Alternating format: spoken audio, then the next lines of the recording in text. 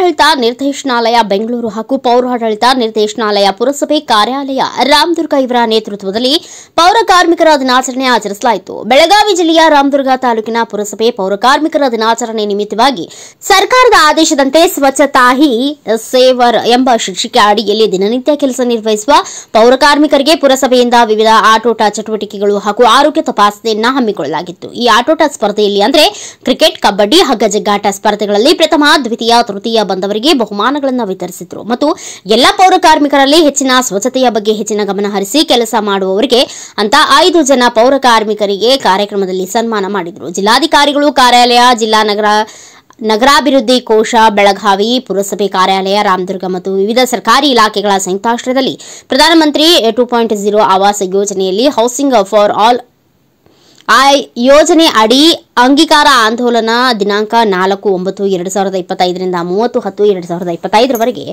ಈ ಯೋಜನೆಯಲ್ಲಿ ರಾಮದುರ್ಗ ಪುರಸಭೆಯಲ್ಲಿ ಸಾರ್ವಜನಿಕರು ಆನ್ಲೈನ್ ಮೂಲಕ ಅರ್ಜಿ ಸಲ್ಲಿಸಬಹುದು ಎಂದರು. ಈ ಕಾರ್ಯಕ್ರಮದಲ್ಲಿ ಪುರಸಭೆ ಮುಖ್ಯಾಧಿಕಾರಿಗಳಾದ ಈರಣ್ಣ ಕೆ.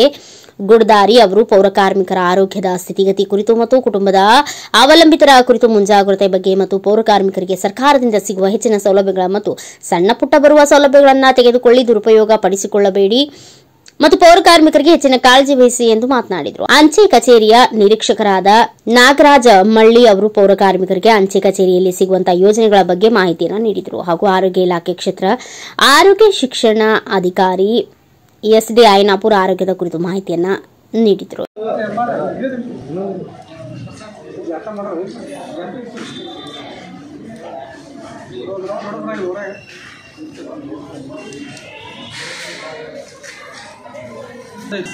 ಆನ್ಲೈನಲ್ಲಿ ಎಲ್ಲ ಸಾರ್ವಜನಿಕರು ತಮ್ಮ ಅರ್ಜಿಗಳನ್ನು ಸಲ್ಲಿಸಿರ್ತಾರೆ. ಅವನ್ನ ಸರ್ಕಾರದ ಮಾರ್ಗಸೂಚಿ ಪ್ರಕಾರ ಪರಿಶೀಲನೆ ಮಾಡಿ ಅವನ್ನ ಅಂಗೀಕರಿಸಲಾಗುತ್ತೆ. ಕಾರಣ ಸಂಬಂಧಪಟ್ಟ ದಾಖಲಾತಿಗಳನ್ನು, ಸೂಕ್ತ ದಾಖಲಾತಿಗಳನ್ನು ಪರಿಶೀಲನೆ ನೀಡಿ ಸಹಕರಿಸಿ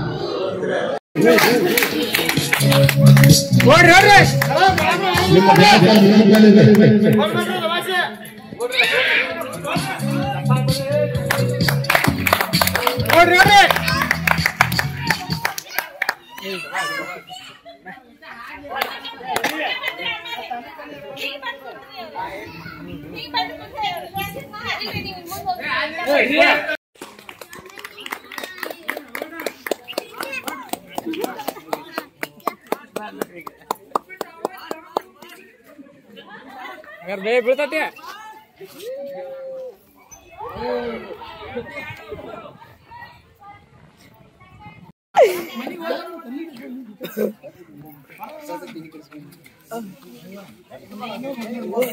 ಯಾರೇ ನೀ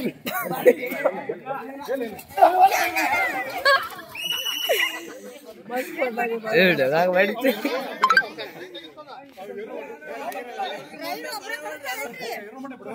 ಸರಿ ಐದು ಒಬ್ರರಿ ರೇಟ್ ಚೇಂಜ್ ಮಾಡಿ ಬರ್ದ ವಾಟರ್ ನೆಕ್ಸ್ಟ್ ಐದು ಒಬ್ರ ಕಸಂಗಿ ಬಾ ಬಾ ಓ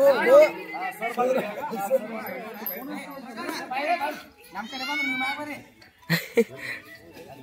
ಅನಾರ ನಮ್ ಜೆ ಟೀಮ್ ರೀ ಯಾವ ಸೈಡ್ ಗೆಲ್ತೈತೆ ಆ ಸೈಡ್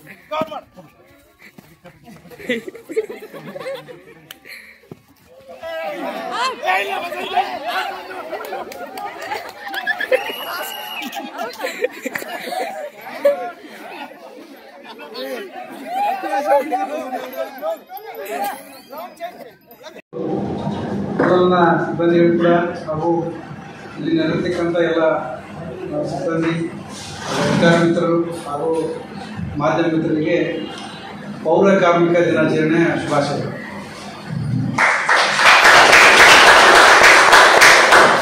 ವಿಶೇಷವಾಗಿ ಅನೇಕ ದಿನಾಚರಣೆಗಳನ್ನ ನಾವು ಆಚರಣೆ ಮಾಡ್ಕೊತಾ ಬರ್ತೇವೆ. ಅದರಲ್ಲೂ ಕೂಡ ಸುಮಾರು ಒಂದು 10-15 ವರ್ಷದಿಂದ ಸರ್ಕಾರ ಈ ಒಂದು ಪೌರ ಕಾರ್ಮಿಕ ದಿನಾಚರಣೆ ಆಚರಣೆ ಮಾಡ್ಕೊತಾ ಬರ್ತಾ ಇದೆ. ಆಚರಣೆಗೋಸ್ಕರ ಮಾತ್ರ ಸೀಮಿತವಾಗಿರದೆ ಇದರ ಉದ್ದೇಶವನ್ನು ನಾವು ಮೊದಲು ಅರ್ಥವಾಗಬೇಕು ಅಂತ ಒಂದು ಈ ದಿನಾಚರಣೆ ಅಂಗವಾಗಿ ಇವತ್ತ ವೇದಿಕೆ ಮೇಲೆ ಉಪಸ್ಥಿತಕ್ಕಂಥ ನಮ್ಮ ಈಗಾಗಲೇ ನಿರ್ಗಮಿತ ಅಂಚೆ ಇಲಾಖೆ ಮಿತ್ರರು ಹಾಗೂ ನಮ್ಮ ಆರೋಗ್ಯ ಇಲಾಖೆಯ ಅಧಿಕಾರಿಗಳು ಹಾಗೂ ನಮ್ಮ ನೌಕರರ ಸಂಘದ ಅಧ್ಯಕ್ಷರು ಹಾಗೂ ಇಲ್ಲಿ ಇರತಕ್ಕಂಥ ನಮ್ಮ ಎಲ್ಲ ಸಿಬ್ಬಂದಿ ವರ್ಗಗಳು, ಪೌರಕಾರ್ಮಿಕ ಸಿಬ್ಬಂದಿಗಳು ಹಾಗೂ ಮಾಧ್ಯಮ ಮುಖ್ಯವಾಗಿ ಇವತ್ತಿಂದ ನಾನು ಹೇಳಕ್ಕೆ ಬಯಸೋದೇನೆಂದರೆ ಇದೊಂದು ಆಚರಣೆ, ಬರೀ ಆಚರಣೆ ಆಗಿರುತ್ತೆ. ಈ ಒಂದು ಆಚರಣೆಯಿಂದ ಏನು ಸರ್ಕಾರ ಒಂದು ಧ್ಯೇಯ ಅಡಗಿರೋದು ಅದನ್ನು ಈಡೇರಬೇಕು. ಸ್ವಲ್ಪ ಮಟ್ಟಿಗೆ ಆದರೂ ನಾವು ಕೂಡ ಅದನ್ನು ಈಡೇರಿಸುವಂಥ ಗಮನ ಹರಿಸಬೇಕಾಗಿದೆ. ಇನ್ನು ಆಚರಣೆ ಮಾಡ್ತೀವಿ, ನಾವು ಬರ್ತೀವಿ, ಕುಂದಿರ್ತೀವಿ, ಹೋಗ್ತೀವಿ ಅನ್ನೋದಕ್ಕೆ ಆ ಸರ್ಕಾರದ ಒಂದು ಉದ್ದೇಶ ಧ್ಯೇಯ ಏನಿದೆ ಅನ್ನೋ ಅದನ್ನು ನಾವು ಇವತ್ತು ಈಡೇರಿಸುವಂಥ ಗಮನ ಹರಿಸಬೇಕಾಗಿದೆ. ಅಂಥ ಒಂದು ಈ ದಿನಾಚರಣೆಯಲ್ಲಿ ನಾನು ಸುಮಾರು ಇದು ನಿಮ್ಮ ವರ್ಷಗಳಲ್ಲಿ 3ನೇ ಬಾರಿ ಮಾಡೋದು. ಅನೇಕ ಇಲಾಖೆಯ ಸೌಲಭ್ಯಗಳನ್ನ ತಮ್ಮ ಗಮನ ತಂದಿದ್ದೀನಿ. ಇದಕ್ಕೆ ಯಾಕೋ ಏನೋ ನಮ್ಮ ಪೌರ ಕಾರ್ಮಿಕರು ಅವನ್ನ ತಗೊಳ್ಳೋಕೆ ಮುಂದೆ ಬರ್ತಾ ಇಲ್ಲ. ಎಷ್ಟು ಸೌಲಭ್ಯಗಳದಾವ ಅನ್ನೋದ್ರ ಮೊದಲೇ ನಮ್ಗೆ ತಿಳುವಳಿಕೆ ಬೇಕಾಗಿತ್ತು. ಆ ತಿಳುವಳಿಕೆ ಬಂದ ಮೇಲೆ ಅವು ನಮ್ಮ ಜೀವನವನ್ನು ಸುಧಾರಣೆ ಮಾಡೋದು ಮಾಡಲ್ಲ ಅನ್ನೋದನ್ನ ನಾವು ಅರ್ಕೋಬೇಕು. ನಾವು ಯಾಕೆ ಒಂದು ಹೇಳಕ್ಕೆ ಬಯಸಿದ್ರೆ ಅನೇಕ ನಮ್ಮ ಪೌರ ಸಿಬ್ಬಂದಿಗಳು ಯಾವ ಯೋಜನೆಗಳದಾವ ಆ ಯೋಜನೆಗಳು ನನ್ನ ಕುಟುಂಬಕ್ಕೆ ಅಥವಾ ನನ್ನ ಏನು ನನ್ನ ನಂತರದ ಅವಲಂಬಿತರಿದ್ದಾರೆ ಅವ್ರಿಗೆ ಅನುಕೂಲ ಐತೋ ಇಲ್ಲೋ, ನನ್ನ ನಂತರ ನನ್ನ ಕುಟುಂಬ ಹೆಂಗಿರಬೇಕು ಅನ್ನೋದನ್ನು ತಾವು ಪೂರ್ವಾಗ್ರಹ ಪೀಡಿತರಾಗಿ ವಿಚಾರ ಮಾಡಿದರೆ ಮಾತ್ರ ನಿಮ್ಮ ನಂತರದ ನಿಮ್ಮ ಕುಟುಂಬದ ಜೀವನ ಒಂದು ಉತ್ತಮ ಸ್ಥಿತಿಯಲ್ಲಿ ಸಾಧ್ಯ. ನನ್ನ ಒಂದು ಕಲ್ಪನೆ ಅಂದರೆ ಏನೋ ನಾನು ಬಂದ್ಬಿಟ್ಟಿದ್ದೀನಿ ಕೆಲಸಕ್ಕೆ, ಇದು ನನ್ನಲ್ಲೇ ಮುಗಿಬೇಕು. ನನ್ನ ನಂತರದ ಕುಟುಂಬ ಏನಿತ್ತು ನನಗಿಂತ ಉತ್ತಮವಾದ ಸ್ಥಿತಿಯಲ್ಲಿರುತ್ತೆ.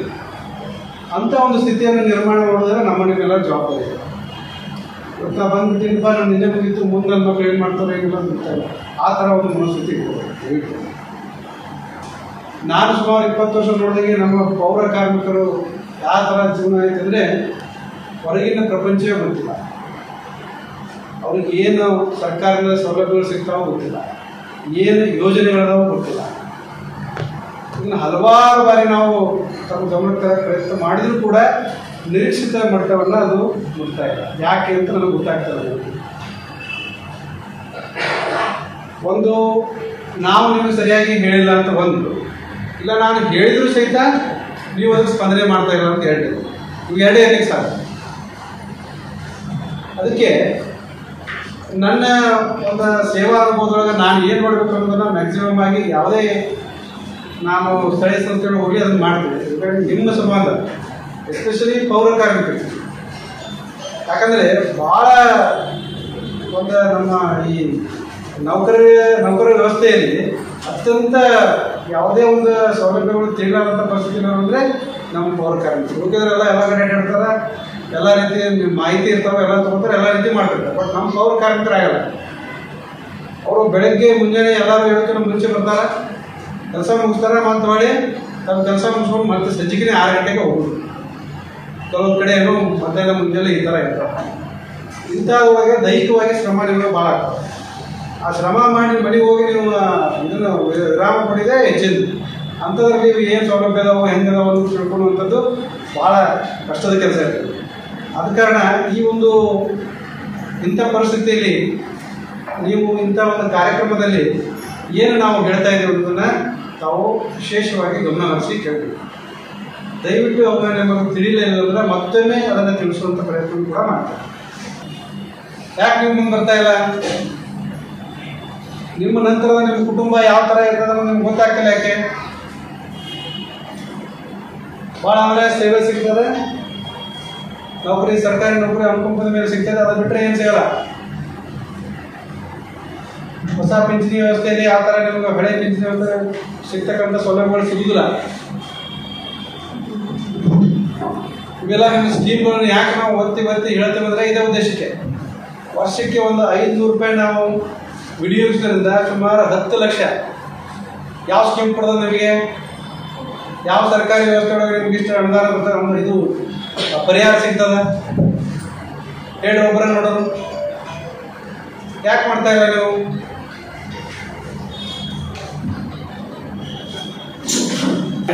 ಬೇಕು ಅರ್ಥ ಮಾಡ್ಕೊಳ್ಬೇಕಾದ್ರೆ ನಿಮ್ಮ ಜೀವನ ಕಷ್ಟದ, ಉಳಿದವ್ರು ಏನು ಬದುಕ್ತೀವಿ ನಾವು, ನೀವು ಬದುಕೋದು ಕಷ್ಟದ. ಮೊನ್ನೆ ನಮ್ಮ ನೇರ ಪಾವತಿ ವೇತನದವರು ಒಂದಿಬ್ಬರು ತೀರ್ಕೊಂಡ್ರು ನಾನು ಬಂದಾಗ. ಪಾಪ ಆ ಕುಟುಂಬ ಇನ್ನೂವರೆಗೆ ಅಡ್ಡಾಡ್ತಾ ಇದ್ರು. ಯಾರೋ ಹೆಸರು ಏನು ಗೊತ್ತು? ಮಂಜುನಾಥ್ ಅಂತೇಳಿ. ಅವನು ಪರ್ಮನೆಂಟ್ ಆಗಲಿಲ್ಲ, ಇನ್ನೂವರೆಗೆ ಅಡ್ಡಾಡ್ತಾರೆ. ಅವನ ಹೆಂಡತಿ ಒಂದೇನಾದ್ರು ನನಗೆ ಸೌಲಭ್ಯ ಕೊಡಿಸಿ, ಸಣ್ಣ ಮಕ್ಕಳು ಇನ್ನೂವರೆಗೆ ಅಡ್ಡಾಡ್ತಾರೆ. 1 ರೂಪಾಯಿ ಬಂದಿಲ್ಲ ಆ ಹೆಣ್ಣಿಗೆ. ಅದೇ ಅಮ್ಮ, ನಾನು ಹೇಳಿದಿಲ್ಲ ನಿಮಗೆ. ಯಾಕೆ ನಿಮ್ಗೆ ಹೇಳ್ತಾ ಇದ್ದೀವಿ? ಅರ್ಥ ಮಾಡ್ಕೋಬೇಕಲ್ಲ. ಸರ್ಕಾರಿ ವ್ಯವಸ್ಥೆ ಏನಿದೆ ಅದನ್ನೇ ಮಾಡ್ಬೇಕಲ್ಲ ನಾನು. ಅದನ್ನ ಬಿಟ್ಟು ಬೇರೆ ಮಾಡಕ್ ಬರ್ತದ? ಅದೇ ಒಂದು 500 ರೂಪಾಯಿ ಇಟ್ಟಿದ್ದಂದ್ರೆ ಅಲ್ಲವಾ? ಒಂದು ವರ್ಷಕ್ಕೆ 500 ರೂಪಾಯಿ ಭಾಳ ನಿಮಗೆ? ವರ್ಷಕ್ಕೆ 500 ರೂಪಾಯಿ ಭಾಳ ನಿಮಗೆ? ಯಾಕೆ ಅರ್ಥ ಮಾಡ್ಬೋದಲ್ಲ ನೀವು? ಸುಮ್ಮನೆ ಬಂದೆ, ಆಚರಣೆ ಮಾಡಿದೆ, ಊಟ ಮಾಡಿದೆ, ಹೋದೆ, ಉಪಯೋಗ ಇಲ್ಲ ಅದು. ಇದು ಆಚರಣೆ ಮಾಡೋದು ಉದ್ದೇಶನೇ ಅಲ್ಲ. ಹೋದ್ ಸಲ ಹೇಳಿದ್ದೀನಿ, ನಾ ಇದನ್ನು ಕಡ್ಡಾಯ ಮಾಡಿದ್ದೀನಿ ಅಂತ ಹೇಳಿದ್ರಿ ನಿಮಗೆ. ಬಟ್ ಆದರೂ ಕೂಡ ಯಾರು ನೀವು ಮಾಡ್ಕೊಂಡಿಲ್ಲ. PMSBY ಮತ್ತು PMJJBY ಅಂತೇಳಿ ಜೀವ ಜ್ಯೋತಿ ಬಿಮಾ ಯೋಜನೆ ಅಂತೇಳಿ 2 ಸ್ಕೀಮ್ಗಳು ಇದೆ. ಸೊ ಇದು ಸಣ್ಣ ಅಮೌಂಟ್, ಇನ್ಶೂರೆನ್ಸ್ ಅಮೌಂಟ್. ಇದು ಪ್ರತಿ ವರ್ಷ 20 ರೂಪಾಯಿನ ತುಂಬೋದ್ರ ಮುಖಾಂತರ 2 ಲಕ್ಷ ರೂಪಾಯಿ ಇನ್ಶೂರೆನ್ಸ್ ಅನ್ನ ತಗೋಬಹುದು. 2 ಲಕ್ಷ ರೂಪಾಯಿ ಇನ್ಶೂರೆನ್ಸ್. ನಿಮ್ಗೆಲ್ಲ ಗೊತ್ತದೆ ಇನ್ಶೂರೆನ್ಸ್ ಏನಂದ್ರೆ ನಮ್ಗೇನಾದ್ರೂ ಆದ್ರೆ ಸೊ ನಮ್ಮನ್ನ ನಂಬಿದವರಿಗೆ ಸಿಗ್ತಾ ಇರುವಂತಹ ಒಂದು ಅಮೌಂಟ್. ಸೊ ಇದರಲ್ಲಿ PMSBY ಅಂತ ಏನಿದೆ ಅಲ್ಲ, ಇದರಲ್ಲಿ ಕೇವಲ 20 ರೂಪಾಯಿ, ವರ್ಷಕ್ಕೆ 20 ರೂಪಾಯಿ ನಾನು ಹೇಳ್ತಾ ಇರೋದು, ದಿವಸ ಅಲ್ಲ ತಿಂಗಳ. ವರ್ಷಕ್ಕೆ 20 ರೂಪಾಯಿಗಳನ್ನ ನೀವು ಕಟ್ಟಿದ್ರೆ ಆಯ್ತಂತಂದ್ರೆ ಇವತ್ತಿನ ಡೇಟ್ ಎಷ್ಟು? 23/9 ನೀವು 20 ರೂಪಾಯಿಗಳನ್ನ ಕಟ್ಟಿ ಈ ಸ್ಕೀಮ್ಗೆ ಎನ್ರೋಲ್ ಆದಲ್ಲಿ ನಾವು ನೆಕ್ಸ್ಟ್ ವರ್ಷ, ಮುಂದಿನ ವರ್ಷ 22 ಸೆಪ್ಟೆಂಬರ್ 2026 ಇದು ಚಾಲ್ತಿಯಲ್ಲಿ ಇರ್ತದ. ಈ ಅವಧಿಯಲ್ಲಿ ಏನಾದ್ರೂ ನಾವು ತೀರ್ಕೊಂಡಿದ್ದೆ ಆತಂದ್ರೆ, ಅರ್ಥ ಆಯ್ತಾ? ಯಾವುದೇ ಕಾರಣ ತೀರ್ಕೊಂಡಿದ್ದೆ ಆಯ್ತಂದ್ರೆ, ಆಕ್ಸಿಡೆಂಟಲ್ ಡೆತ್ ಆಯ್ತು ಅಂತಂದಾಗ ಮಾತ್ರ ನಮಗೆ 2 ಲಕ್ಷ ರೂಪಾಯಿ ನಮ್ಮ ನಾಮಿನಿಗೆ ಬರ್ತದೆ. ಈ ಸ್ಕೀಮ್ ಎನ್ರೋಲ್ ಮಾಡ್ಲಿಕ್ಕೆ ನೀವು ಎಲ್ಲಿ ಹೋಗ್ಬೇಕಾಗಿಲ್ಲ. ಇಲ್ಲೇ ಪೋಸ್ಟ್ ಆಫೀಸ್, ಮುನ್ಸಿಪಾಲಿಟಿ ಇದರಲ್ಲಿ ಬಿಲ್ಡಿಂಗ್ ನಲ್ಲೇ ಇದೆ. ಹೌದಾ? ರಾಮದುರ್ಗ ಟೌನ್ ಸಬ್ ಆಫೀಸ್ ಅಂತಿದೆ. ಅಲ್ಲಿ ಹೋಗಿ ನೀವು ಅಕೌಂಟ್ ಅನ್ನು ಓಪನ್ ಮಾಡಿ 20 ರೂಪಾಯಿ ನೀವು ಡಿಪಾಸಿಟ್ ಮಾಡಿ ಈ ಸ್ಕೀಮ್ಗೆ ಎನ್ರೋಲ್ ಆಗಿದ್ದೆ ಆದ್ರೆ 2 ಲಕ್ಷ ರೂಪಾಯಿ ಆಕ್ಸಿಡೆಂಟ್ ಆಗಿ ಡೆತ್ ಆದ್ರೆ ಮಾತ್ರ ನಮ್ಮ ನಾಮಿನಿಗೆ ಹೋಗುತ್ತೆ. ಇನ್ನೊಂದು ಸ್ಕೀಮು 439 ರುಪೀಸ್ ಅಂತಿದೆ ವರ್ಷಕ್ಕೆ. ಇದು ಕೂಡ 439 ರೂಪಾಯಿ ವರ್ಷಕ್ಕೆ. ಎನಿ ಕಾಸ್ ಆಫ್ ಡೆತ್, ಏನೇ ಆಗಿ ಈ 1 ವರ್ಷದ ಅವಧಿಯಲ್ಲಿ ಏನೇ ಆಗಿ ತಿಳ್ಕೊಂಡ್ರು ಕೂಡ 2 ಲಕ್ಷ ರೂಪಾಯಿ ಹೋಗುತ್ತೆ ನಮ್ಮ ನಾಮಿನಿ, ನಮ್ಮ ಅವಲಂಬಿತ. ಓಕೆ, ಸೊ ಇದು 2 ಎನ್ರೋಲ್ ಆದ ಅಂತ ಹೇಳಿದ್ರಿ. ಟೋಟಲ್ ಆಗಿ 469 ರೂಪಾಯಿ, 470 ರೂಪಾಯಿ ಕಟ್ಟಿದ್ದೆ ಆದ್ರೆ ಆಕ್ಸಿಡೆಂಟ್ ಆಗಿ ತೀರ್ಕೊಂಡ್ರೆ ನಿಮಗೆ 4 ಲಕ್ಷ ರೂಪಾಯಿ ಬರ್ತದ ನಮ್ಮ ನಾಮಿನಿ. ಸೊ ನಾನು ಹೇಳ್ತಾ ಇರೋದು ವರ್ಷಕ್ಕೆ. ಅದಕ್ಕೆ ನಾನು ಹೇಳಿದೆ ಸ್ಟಾರ್ಟಿಂಗ್, ಅಮೌಂಟ್ ನಾವು ಇಲ್ಲಿ ಏನು ಯೋಚನೆ ಮಾಡ್ತಾ ಇದೀವಲ್ಲ ಅದು ಬಹಳಷ್ಟು ಕಡಿಮೆ ಮತ್ತು ನಮಗೆ ನಿಮಗೆ ನಿಲ್ಕುವಂಥದ್ದು, ದೊಡ್ಡ ಅಮೌಂಟ್ ಅಲ್ಲ. ಓಕೆ, ಸೊ ಹಾಗಾಗಿ ಇಂತಹ ಯೋಜನೆಗಳು ಪ್ರಧಾನಮಂತ್ರಿಯವರು ನಮಗೆ ನಿಮಗೆ ಅಂತ ಹೇಳಿ ತಂದಿದ್ದಾರೆ. ಅದರ ಸದುಪಯೋಗಗಳನ್ನ ಪಡಿಸ್ಕೊಡ್ಬೇಕು. ಕಾಲ ಹೀಗೆ ಅಂತ ಹೇಳಿಕ್ಕಾಗಲ್ಲ. ಸಾಕಷ್ಟು ಜನ ಬೈಕ್ ರೈಡ್ ಮಾಡ್ತಿರ್ತೀವಿ, ಬಸ್ ನಲ್ಲಿ ಹೋಗ್ತಿರ್ತೀವಿ, ಹೌದಾ? ಎಲ್ಲೇ ಏನಾದ್ರೂ ಕೊಡಿ ಆಕ್ಸಿಡೆಂಟ್ ಆಗಿ ತೀರ್ಕೊಂಡಿದ್ದೆ ಆದ್ರೆ ಅದು ಈ ತರ ಬೆನಿಫಿಟ್ ಅನ್ನ ಕೊಡ್ತದೆ. ಸೊ ಇನ್ನೊಂದು ಏನಪ್ಪಾ ಅಂತಂದ್ರೆ ನಮ್ಮದೇ IPPB ಅಂತ ಹೇಳಿ, ಅಂದ್ರೆ ಇಂಡಿಯಾ ಪೋಸ್ಟ್ ಪೇಮೆಂಟ್ ಬ್ಯಾಂಕ್ ಅಂತ ಹೇಳಿ ಡಿಜಿಟಲ್ ಬ್ಯಾಂಕ್ ಇದೆ. Digital bank, paperless account. ನಾವು ಕೂಡ ಸಾಕಷ್ಟು ಅಂಚೆ ಇಲಾಖೆ ಮುಂದುವರೆದು ಪೇಪರ್ಲೆಸ್ ಅಕೌಂಟ್ ಅನ್ನ ಮಾಡ್ತೀವಿ. ಅಲ್ಲಿ IPPB ಇರುವಂತದ್ದು ಪ್ರೈವೇಟ್ ಸೆಕ್ಟರ್ ಜೊತೆಗೆ ಟಾಟಾ ಆಗಲಿ, ಬಜಾಜ್ ಆಗಲಿ, ರಿಲಯನ್ಸ್ ಆಗಲಿ ಇವರುಗಳ ಜೊತೆಗೆ ಟೈಅಪ್ ಮಾಡಿಕೊಂಡು GNG ಪಾಲಿಸಿ ಅಂತ ಹೇಳಿ ತಂದರೆ. ಓಕೆ, ಆ ಪಾಲಿಸಿಯಲ್ಲಿ ಏನಪ್ಪಾ ಇದೆ ಅಂತಂದ್ರೆ ಇದೇ 439 ಅಥವಾ 539 depending upon slab and amount ಮೇಲೆ ಬೇರೆ ಬೇರೆ ಪ್ರೀಮಿಯಂ ಕೊಡ್ತದ. 539 ಅಮೌಂಟ್ ಅನ್ನ ಕಟ್ಟಿದ್ರೆ 539 ಅಮೌಂಟ್ ಅನ್ನ 1 ವರ್ಷದವರೆಗೆ ನೀವು ಎನ್ರೋಲ್ ಮಾಡಲಿಕ್ಕೆ ಕಟ್ಟಿದ್ರೆ ಅದರಲ್ಲಿ 10 ಲಕ್ಷ ರೂಪಾಯಿ ಇನ್ಶೂರೆನ್ಸ್ ಇರ್ತದೆ. 10 ಲಕ್ಷ ಹೇಳ್ತಾರೆ. ಪ್ರಧಾನಮಂತ್ರಿ ಅವರು ತಂದಿದ್ದು 20 ರೂಪಾಯಿದು, ಬಟ್ ನಾವು ಇಲ್ಲಿ ಅಮೌಂಟ್ ಜಾಸ್ತಿ ಕೊಡಬೇಕು. ಪ್ರೈವೇಟ್ ಸೆಕ್ಟರ್ನವರು ಕೊಡ್ತಾ ಇದ್ದೀವಿ. ಹಾಗಾಗಿ 1 ವರ್ಷದ ಅವಧಿಗೆ 539 ಕೊಟ್ರೆ 10 ಲಕ್ಷ ರೂಪಾಯಿ ಇನ್ಶೂರೆನ್ಸ್ ಯಾವಾಗ ಆಕ್ಸಿಡೆಂಟ್ ಆಗಿ ಡೆತ್ ಆದ್ರೆ ಎನಿ ಕಾಸ್ ಆಫ್ ಡೆತ್ ಬರೋದಿಲ್ಲ. ಓನ್ಲಿ ಆಕ್ಸಿಡೆಂಟಲ್ ಡೆತ್ ಆದ್ರೆ ಮಾತ್ರ 10 ಲಕ್ಷ ರೂಪಾಯಿ ನಮ್ಮ ನಾಮಿನಿಗೆ ಹೋಗ್ತದ. ಇನ್ ಕೇಸ್ ಏನಾದ್ರೂ ಇಂಜುರಿ ಆಗಿ ಹಾಸ್ಪಿಟಲ್ ಅಡ್ಮಿಟ್ ಆದ್ರೆ 60,000 ರೂಪಾಯಿ ಬೆನಿಫಿಟ್ ಸಿಗ್ತದೆ. ಸರ್ ಹೇಳಿದ್ರು ಹೌದಾ? ರೇಷನ್ ಕಾರ್ಡ್ ಇತ್ತು, BPL ಇತ್ತು ಅಂತಂದ್ರೆ 1.5 ಲಕ್ಷ ರೂಪಾಯಿವರೆಗೂ ಆಪರೇಷನ್ ಖರ್ಚು ಕೊಡ್ತದೆ ಸರ್ಕಾರ ಅಂತ ಹೇಳಿ. ಸೊ ಇದೇ ಸ್ಕೀಮ್ ನಲ್ಲಿ ಕೂಡ 60,000ವರೆಗೂ ಅಮೌಂಟ್ ನಮ್ದು ರಿಯಂಬರ್ಸ್ಮೆಂಟ್ ಆಗ್ತದೆ. ಇದು 1 ವರ್ಷದ ಅವಧಿ. ಆದ್ರೆ ಏನಪ್ಪಾ ಅಂತಂದ್ರೆ ನಿಯೋಜನೆ ಏನ್ ಮಾಡಿರ್ತಾರಲ್ಲ ಅಮೌಂಟ್ ಅದು ಹೊಳೆ ಬರೋದಿಲ್ಲ. ಇದೊಂದು ತೆಲಗೆ. ಇದು ನಂದಲ್ಲ ಅಂತ ಹೇಳಿ ಹಾಕಿಬಿಡ್ಬೇಕು ಅಷ್ಟೇ. 1 ವರ್ಷದ ಅವಧಿಗೆ ನನಗೆ ಆಕ್ಸಿಡೆಂಟ್ ಆದ್ರೆ ಇಂತಿಷ್ಟು ಬರ್ತದ. ಸೊ ಈಗ ಹಾಕ್ತಾ ಇರೋ ಅಮೌಂಟ್ ನಂದಲ್ಲ ಅಂತ ಹೇಳಿ ಹಾಕ್ಬೇಕು. ಈ ಕಾರ್ಯಕ್ರಮದ ಸಂದರ್ಭದಲ್ಲಿ ಪುರಸಭೆ ಪೌರ ಸೇವಾ ನೌಕರರ ಸಂಘದ ಅಧ್ಯಕ್ಷರಾದ ರೇಣುಕಾ ಹಲಗಿ ಹಾಗೂ ಕಚೇರಿ ವ್ಯವಸ್ಥಾಪಕರಾದ MR ನದಾಫ್, ಹಿರಿಯ ಆರೋಗ್ಯ ನಿರೀಕ್ಷಕರಾದ PN ಪಾಟೀಲ್, ಕಿರಿಯ ಆರೋಗ್ಯ ನಿರೀಕ್ಷಕರಾದ ಚಂದನ್ ಪಾಟೀಲ್ ಮತ್ತು ಪುರಸಭೆ ಇಲಾಖೆಯ ಎಲ್ಲ ಸಿಬ್ಬಂದಿ ಹಾಗೂ ಪೌರ ಕಾರ್ಮಿಕರು ಉಪಸ್ಥಿತರಿದ್ದರು. ಬ್ಯೂರೋ ರಿಪೋರ್ಟ್ ಮಂಜುನಾಥ್ ಕಲಾದಗಿ, ಭಾರತ ವೈಭವ ನ್ಯೂಸ್, ರಾಮದುರ್ಗ.